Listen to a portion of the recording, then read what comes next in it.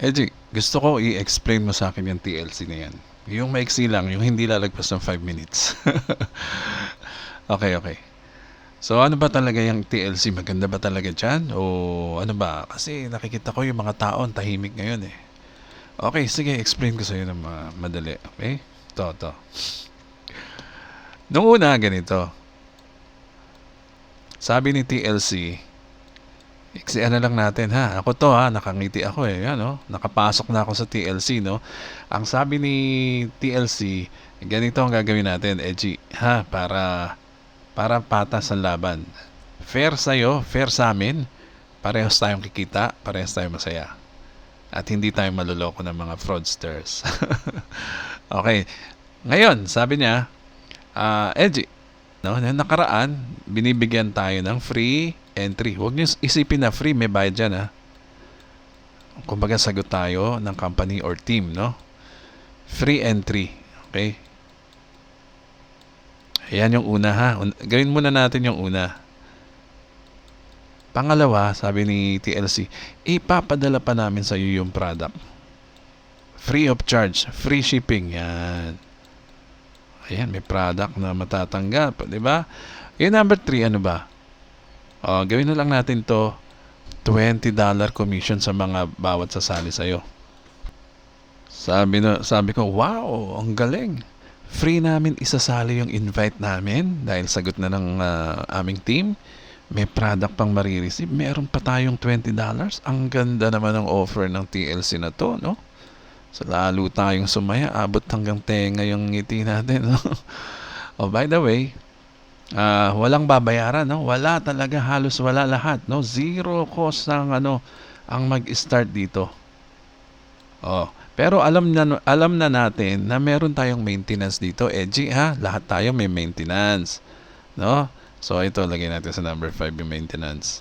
Ang maintenance dito ay 40 points worth of products. Magme-maintain ba tayo, di ba? Kahit saan company naman may ganyan, no? Para ma-sustain ang business, no? Kailangan merong product purchase. Okay, so free entry, free product and shipping, and then meron ka pang $20 sa bawat invite, and then zero cost talaga yan. Wala ka talagang ilalabas dyan. And then ito yung maintenance. Tandaan nyo, may maintenance tayo dito. So naisip ng mga tao, kung ang may invite mo ay meron kang $20 bawat isa, napakadali nito.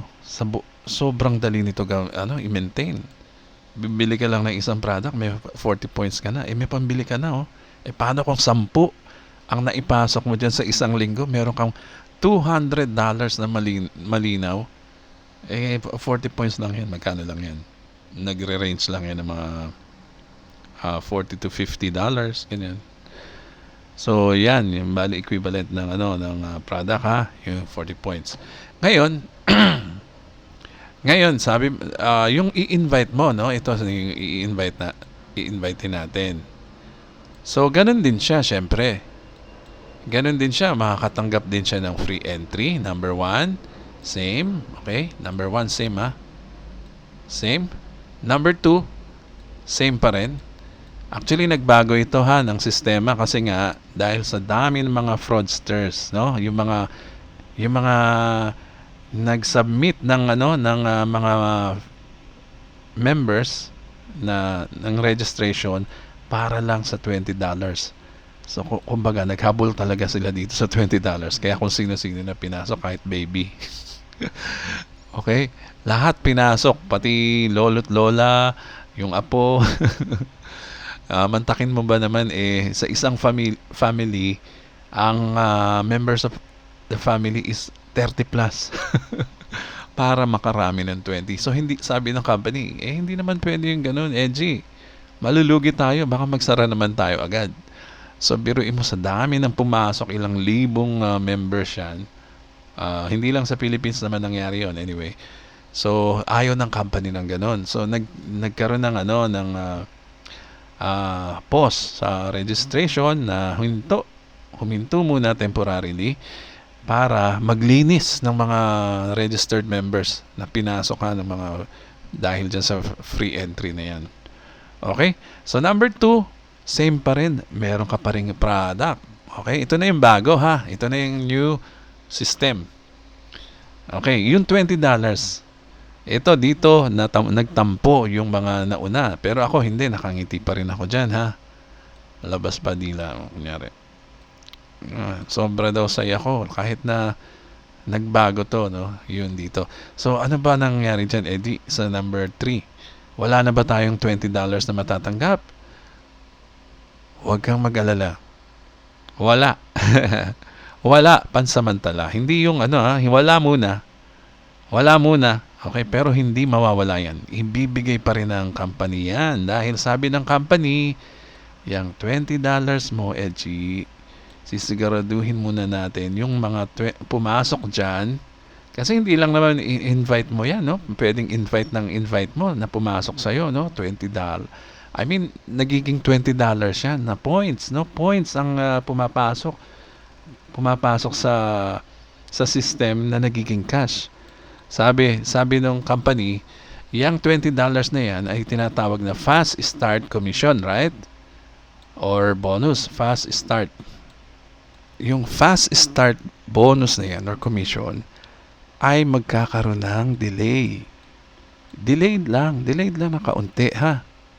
Magiging delayed lang. Yan ang pinagbago ngayon ng ating sistema dito sa TLC, no, na ikinasama ng mga tao kasi bakit ganoon? Ang dami kong recruit, ang dami ko dapat commission. Bakit hindi nyo kagad ibibigay? I-delay nyo. Kasi nga, ang company ay para sa security ba, no, ng sistema na i-verify muna yung ipapasok mo. Magkakaroon ng verification muna. Kung totoo bang tao yan. Natural lang naman yun. Sabi ng owner, teka muna, bakit tayo magbabayad ng fast start commission agad? No, right away. Kung hindi pa natin na-verify yung mga tao, kung legit o totoo bang tao yung mga pumasok na yan. So sabi, magkakaroon ng delay, i-verify muna natin, no? So ang gagawin natin, i-hold. Ayan, naka-hold yung 20. Naka-hold lang. Hindi yan mawawala, don't worry. Hold muna. Pero, hindi yan mawawala ha, tandaan nyo ha, dahil ikaw ang nag-invite dito, magkakaroon ka pa rin ng 20, pero delayed ng kaunti. Okay, so alam mo na yung pagbabago na number 3. And then dito tayo sa number 4. Zero cost pa rin. Totally zero, wala siyang ilalabas. Zero pa rin yan. Wala kang ilalabas dyan na Peter. Zero cost. Okay, kunyari si Peter to ha. Ganun pa rin sa number 4. So pareho pa rin. So dito lang nagkaroon ng kaunting hold delay 4 pareho. Yung number 5. Dito naman tayo sa number 5, yung maintenance. Okay? Wala ring pagbabago, ganun pa rin. Pareho. 40 points pa rin ang maintenance every month. Yan ay parang subscription, no? Na kuha nyo naman, no? Parang monthly subscription natin yan, pero may product tayong marireceive. Tandaan nyo, 40 points worth of products yan. So walang pagbabago, ito lang hold. Pagbigyan nyo naman kami, sabi nung company. And by the way, para mas matuwa naman, okay, dahil hold dyan, no? Para naman pakonsuelo ba? Para matuwa yung isasali natin, ito pa ang pagbabago dito sa number 3. Itong number 3 na to.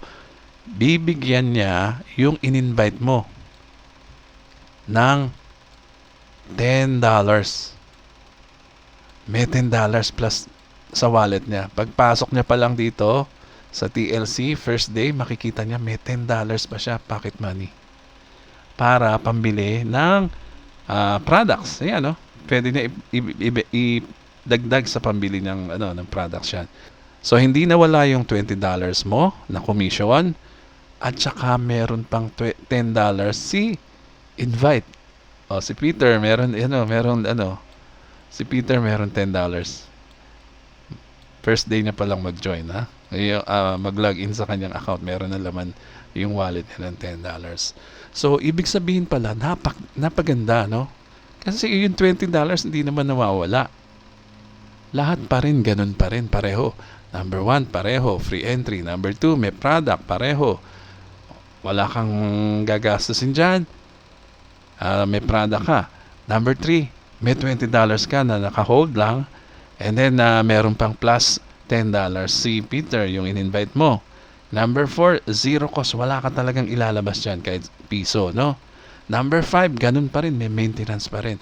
So, ano sa tingin mo ang ikinapangit niyan? May point yung iba, sabi nila, Edgy, yung fast start, kaya nga yan fast start, dapat binibigay agad yan, di ba? Instantly, marireceive mo yan. Well, tama naman. Tama naman yun. Pero, ang ginawa nila, imbes na fast start yan, ginawa nila, first purchase commission. Okay? First purchase commission. Yan. Medyo mabagal. Anyway, yan. First purchase commission. Ibig sabihin pala, pag nagbayad, nag-start na ng maintenance ito, si Peter, yan tandaan nyo yung 40 points, pag nag-start na siya sa second month niya sa company, kasi yung first month, bayad tayo lahat tandaan nyo, bayad tayo lahat dito sa first month natin. Kasi subscription nga to, di ba? Yung first month subscription mo, nandyan na yung entry, yung registration and everything, lahat bayad dyan sa first month mo. Ngayon sa second month, ito na, mag-start ka na ng maintenance, Peter. At saka, okay, pag si Peter ay nag-start mag-maintain, no? Ibig sabihin, legit pala to si Peter, totoong tao. Okay, hindi nag-quit, nagtuloy. From first month, nasubukan niya yung product, nagustuhan niya, nagtuloy. So, sa second month, mag-start na siya dito. Magbayad. So, ibig sabihin, yung tanong ni Edgy, no? Yung tanong ko, Mr. CEO, kailan ko ba makukuha yung commission ko dito kay Peter? Sabi ni CEO, pag nag-start na siya magbayad ng kanyang, ito na yun, first purchase niya ng maintenance. Tsaka mo makukuha yung 20 mo, Edgy. Hindi naman nawala, na-hold lang yan. Para makasigurado tayo na hindi tayo mamimigay ng $20 dun sa mga peke na account. Which is napaganda, no? Napaganda ito na hindi naiintindihan ng marami. So, ano pa hinihintay natin? Ituloy natin itong TLC at abangan natin yung magiging presentation nito na dadating soon, no? Maganda lang tayo at isa-send ko sa inyo yung link pagka nag-start tayo ng presentation dito. Tagalog version, yung mga Pilipino na para maintindihan nila. Okay, so yan lang muna. Ito po si Edgy Garcia. Mag-subscribe na rin kayo sa channel ko. Maraming salamat po.